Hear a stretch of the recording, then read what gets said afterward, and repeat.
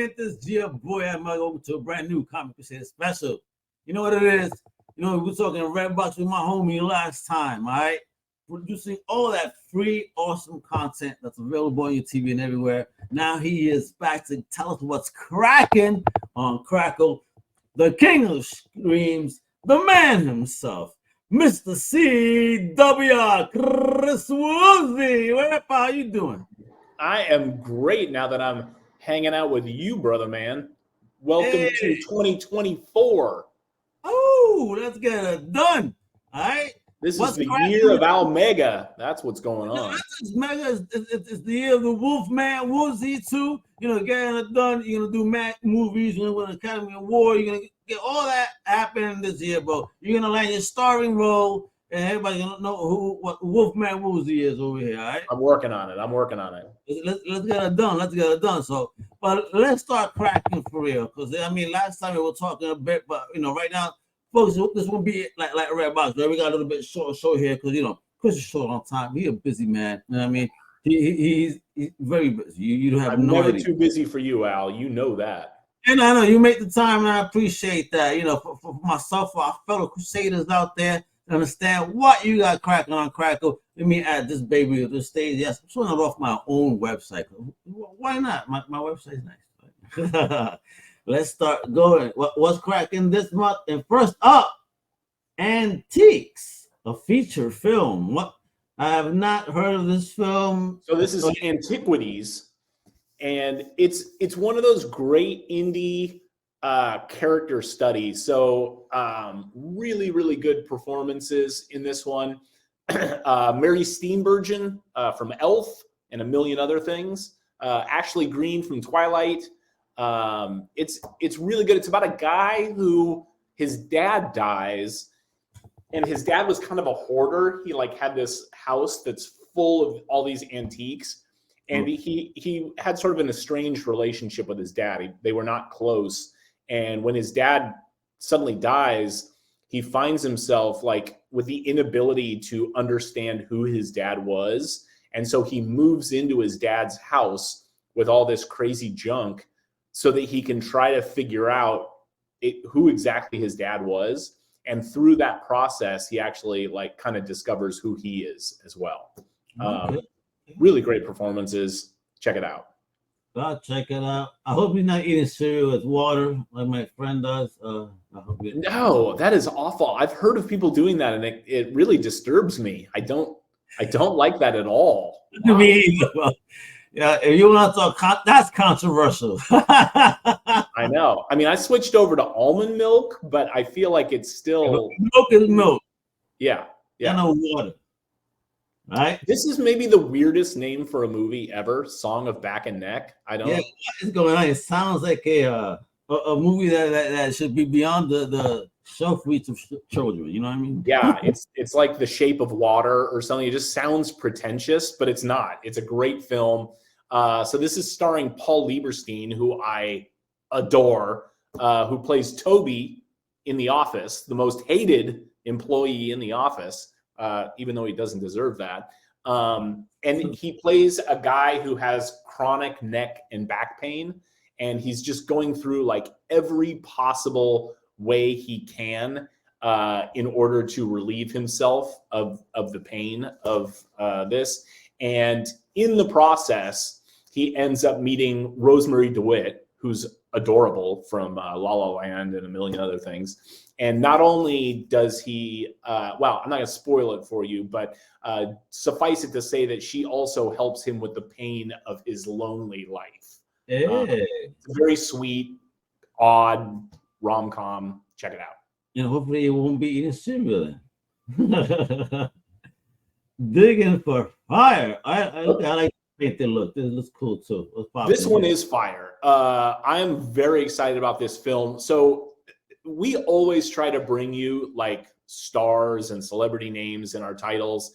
This one is like they jumped the shark with the sheer volume of celebrities in this film. This is another quirky indie.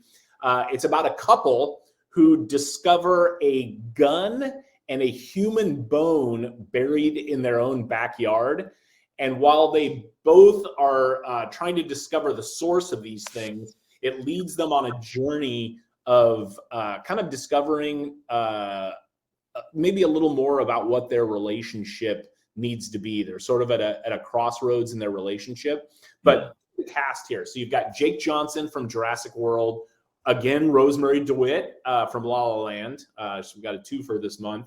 Orlando Bloom from Lord of the Rings, Brie Larson from Captain Marvel, Mike Birbiglia, one of my favorite comedians and actors from Billions, and I just watched Old Man in the Pool, which is his new special, which is spectacular.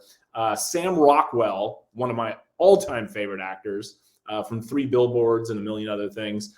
Anna Kendrick from Twilight. Sam Elliott from 1883. And this sounds like I'm making it up, but Judith Light from Who's the Boss? No way. And that's not even everybody. There's other celebrities. Like there's so many stars in this film. You have to watch Digging for Fire just for the celebrity clout. I'll tell you this much though. I found a gun and a bone in my backyard. It stays buried and I've seen nothing. No joke. Yeah. Oh, look at again. Favorite type. What's popping here with sleeping dogs? Like I've been on like a gangster binge. So what's going on here? That's it. That's exactly what's going on. So there's a botched robbery that takes place, and let's just say that's the best thing that happens that day for these guys. It is just one of those movies that like you're watching it and you're like, oh, I know where this is going, and then you go, oh, I did not see that coming at all. It's very fun.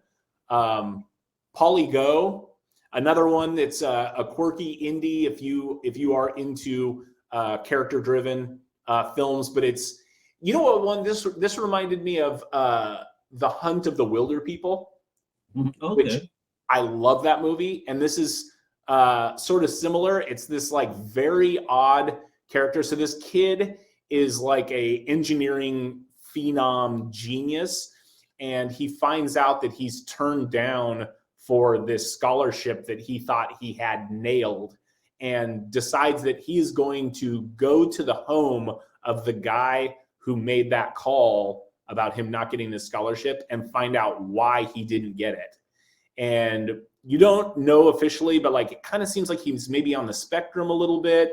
And he runs into a young woman played by Madison Wolfe, and it's just a very sweet kind of coming of age. It's an interesting film. Polly Go, definitely check it out. All right, that definitely will. Then the one you're with. Was Okay. it indie month on Crackle? It is indie month, totally. And this one's very fun. So, you know, we're far enough out from the lockdown and the pandemic that we can finally watch movies in that time period and we can laugh about it a little more. It's not quite as sore as it was. Yeah. And that's exactly what's going on here. So there's a pandemic. This girl hooks up with this guy one night, realizes it was a terrible idea, wakes up the next morning, regrets everything, and only to find that a pandemic has dropped overnight and everyone's on lockdown and you cannot leave your house. So she's now trapped in a house with this guy who she probably would never see again for the rest of her life if she had a choice in the matter. And it's very cute, and they both annoy the crap out of one another, and it's pretty awesome. It's actually pretty funny. You know, awkward, right? You want to get along, and then that happens. Oh man, A Quiet Passion. Hey. Yes. So this is a biopic, and this is the story of the famous poet Emily Dickinson, who I did not know that much about. Apparently, she was tough as nails. So obviously, grew up and became an artist in the Victorian era, a time when not only women were not supposed to have jobs, but they certainly weren't supposed to be educated. And by all means, they weren't supposed to write about anything other than maybe being wives and mothers. And Emily Dickinson, obviously, for anyone who has read her amazing poetry, would have nothing to do with that. And this is Cynthia Nixon from Sex and the City plays the artist. And for my money, I don't know how she wasn't nominated for Best Actor that year. It's a spectacular performance. If you like biopics, if you like Downton Abbey, Victorian type dramas, check this one out. It's very good. Excellent, excellent. Then we got Hal Holbrook, That Evening Sun. Oh my gosh. Yeah. One of my favorite actors of all time. I love Hal Holbrook. Hal Holbrook, he looked like he should have been a used car salesman. Like he just didn't look like an actor. And I love that about him. In every movie he was in, he was just a person. And I love that about him. And this was one of the last movies of his career. If you like 70s filmmaking, check out That Evening Sun. It's a beautiful story. These movies are legit, man. I've been catching up on some. Yeah, me too. A friend of mine was like, why do those movies look so much better than the ones made today? I know. They were new stories, fresh stories, It was, and they were making story, not following narratives. Yep. Exiled, if you like Asian action films, and if you don't, I've got a problem because they're amazing. Yes, and Exiled, it's very John Woo feeling. Magic words. I know, right? I knew you'd get excited. But yeah, this is very fun. Ridiculous stunts, amazing action sequences. Check out Exiled. Yeah, man. That Carboy is one of my favorites with wild shootout scenes. Love it. Oh yeah, are you kidding me? Chow Yun-fat, he's great. Yeah. Amnesia is very fun. So it's a limited series from England, and it's about a detective who's trying to find his wife who's disappeared, and he has to work with an amnesiac in order to get him to remember enough information so that he can find his wife. It's a very interesting show. That must be stressful. Right? Yeah. So it's got kind of a Psych feel to it, if you like the series Psych. Oh shit, he looks so much like him. Get out of here. Isn't he? I know. That's James Brolin from No Country for Old Men and a million other things. But very fun. Judy Davis from Ratched, the Nurse Ratched series, plays Nance. And they were one of the most beloved / controversial president and wives, first couple, I guess we call them. But this tells their whole story from them meeting as actors on movie sets, all the way through his career as governor of California, and then eventually becoming the president. And some people would argue Nancy became the president as well. Yeah. So she check that out. Almost like Nancy in the face structure, but this homie, holy smoke! James crushed it. What the hell? Okay, so have you seen this series? I have not. It's awesome. So I'd never even heard of it before, and I started watching. I was like, oh my gosh, how did I miss this one? It's so good. So I know that this may be a stretch for you, but if you like series like X-Files, maybe, I don't know, James, if you were or Al, if you were a fan of the X-Files, but something tells me you were. Yeah, I enjoy some episodes.